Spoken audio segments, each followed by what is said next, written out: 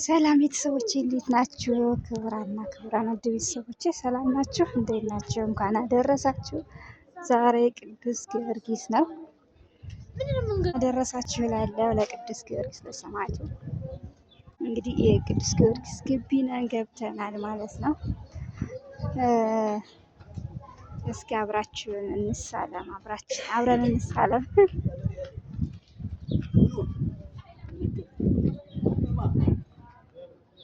አብረን እንሳለም። ግቢውን እያያችሁ በዛው በጣም ነው የሚያምረው በእውነቱ የእውነት በጣም ደስ ይላል።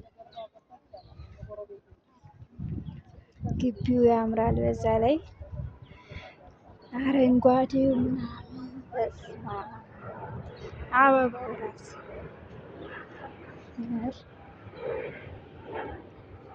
አያምርም? የእውነት በጣም የሚያምረው ጊዮርጊስን እኔ ድሮም አውቀዋለሁ። የት ጊዮርጊስ ነው ምናምን ትሉኝ ይሆናል። አዲስ አበባ ገርጂ አካባቢ ያለ ገርጂ የቅዱስ ጊዮርጊስ ቤተክርስቲያን ነው። ገርጂ ሰፈር ማለት ነው። እና እንደዚህ ያሳምረውታል።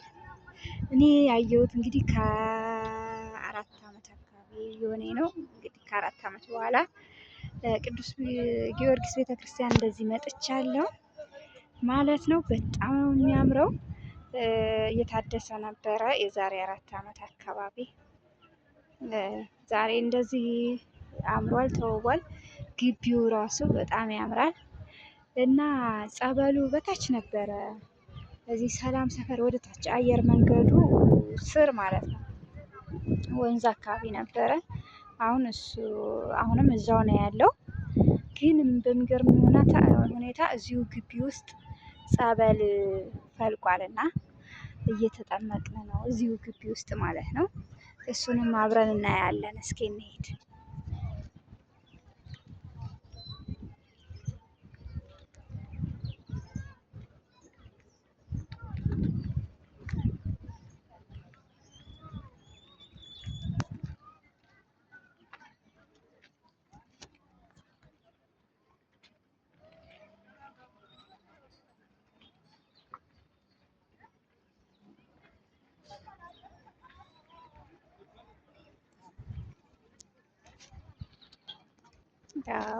እንግዲህ ያው ከኔ ጋር አብራችሁ እየተጓዛችሁ እንደሆነ ተስፋ አደርጋለሁ። አብረን እንሂድ፣ አብረን እንየው። በጣም ነው የሚያምረው ሁሉም ቦታ ታይት ግቢው ማለት ነው። በስመ አብ እኔ እንደዚህ የሚያምር በዛ ላይ በጣም ሰፊ ነው ግቢው ማለት ነው። በጣም ሰፊ ነው እና የገርጂ ቅዱስ ጊዮርጊስ ቤተክርስቲያን ጸበል እንግዲህ ጸበሉን ላሳያችሁ እዛው ግቢ ውስጥ ቤተክርስቲያን ግቢ ውስጥ እንግዲህ የምታውቁት በፊት በታች ነበረ። በታች እንደምታውቁት በታች ያለውን እንደምታውቁት ተስፋ አደርጋለሁ።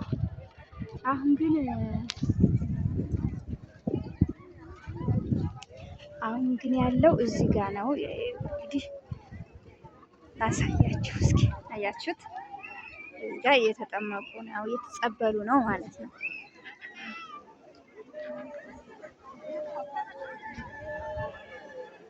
እዚህ ጋር ጸበሉ በራሱ በጎማ እዚህ ጋር አምጥተውልን ዛሬ ቅዱስ ጊዮርጊስ ስለሆነ የዓመት አይደለም የወር ነው እና አሁን የጧት ፕሮግራሙ ተጠናቆ እንግዲህ ያው ወደ ቅዳሴ ነው እና ወደኋላ ወደ ቅዳሴ ነው የምናስቀድሰው ማለት ነው።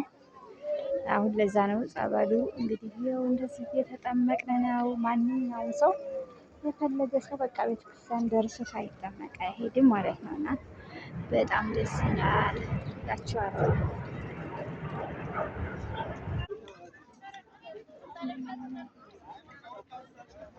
እንግዲህ ይህን ይመስላል ቤተሰብ። በጣም ነው የሚያምረው ካቴድራሉ አይደለ?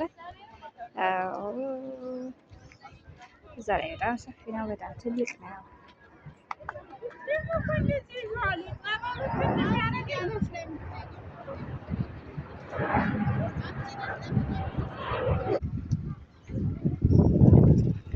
እና በቃ አዲስ አበባ ደግሞ የሚገርማችሁ ነገር ጎሮ ገብርኤል እዚሁ ላይ ይታያል። እስኪ ላሳያችሁ። አያችሁት? ይሄ ጎሮ ገብርኤል ነው።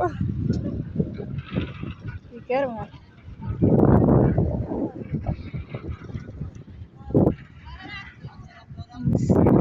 እንዴት አባቱ ነው የሚያምረው! የእውነት አምላከ ጊዮርጊስ ይመስገን።